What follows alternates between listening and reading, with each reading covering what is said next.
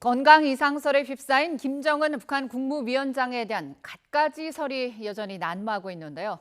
김 위원장의 전용 열차로 추정되는 열차가 지난 21일부터 북한 원산 기차역에 정차해 있다고 미국의 북한 전문 매체가 보도했습니다. 보도에 김상호 기자입니다.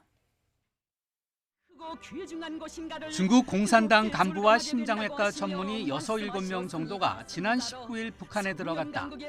일본의 후지TV는 북중관계 소식통을 인용해서 이같이 보도하면서 김정은 북한 국무위원장의 건강 상태에 대해서는 파악되지 않고 있다고 덧붙였습니다. 앞서 로이터 통신은 중국 의료진 등으로 구성된 대표단이 지난 23일 북한에 파견됐다고 전했습니다. 김 위원장의 건강 상태와 관련해서 갖가지 설이 난무하는 가운데 일본의 주간지 슈간 겐다이는 김 위원장이 식물 인간 상태에 빠졌다고 보도했습니다.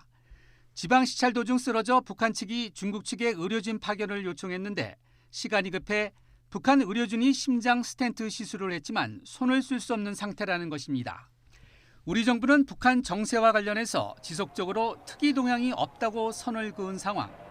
이런 가운데 김 위원장의 전용 열차로 추정되는 열차가 적어도 지난 21일 이후 북한 원산의 한 기차역에 정차해 있다고 미국의 북한 전문 매체 산팔로스가 밝혔습니다.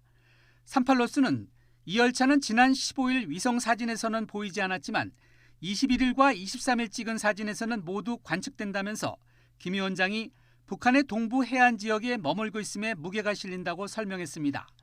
그러면서 23일에는 출발을 위해 위치를 조정한 것처럼 보였다며 그러나 언제 출발할지에 대해서는 어떤 시사점도 없었다고 덧붙였습니다.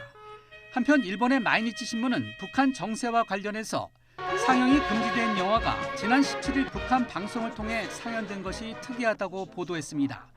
김 위원장의 고모인 김경희 전 노동당 비서의 남편 장성택이 처형되기 전에 관여한 영화 한 여학생의 일기가 약 7년 만에 상영됐다며 그 배경에 관심이 모아지고 있다고 전했습니다. YTN 김상호입니다.